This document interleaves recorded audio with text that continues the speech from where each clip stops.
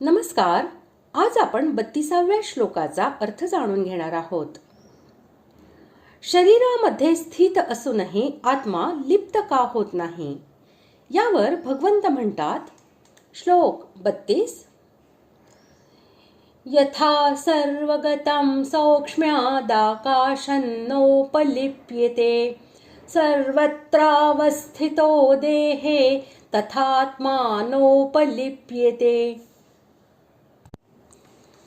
श्लोकाचा अर्थ: ज्याप्रमाणे सर्वत्र व्यापलेले आकाश सूक्ष्म असल्याकारणाने लिप्त होत नाही, त्याचप्रमाणे देहात सर्वत्र व्यापून असलेला आत्मा निर्गुण असल्यामुळे देहाच्या गुणांनी लिप्त होत नाही.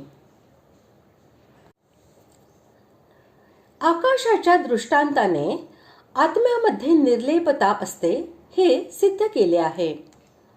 याचा अभिप्राय असा की आकाश हे जसे वायू, अग्नी, जल आणि पृथ्वी यांच्यामध्ये सर्व ठिकाणी समभावाने व्याप्त असूनही त्यांच्या गुणदोषांनी कोणत्याही प्रकारे लिप्त होत नाही, त्याप्रमाणे आत्मा हा या शरीरामध्ये सर्व ठिकाणी व्याप्त असूनही अत्यंत सूक्ष्म व गुणांहून सर्वथा अतीत असा असल्यामुळे बुद्धी, मन, इंद्रिये व शरीर यांच्या गुणदोषाने जराही लिप्त होत नाही.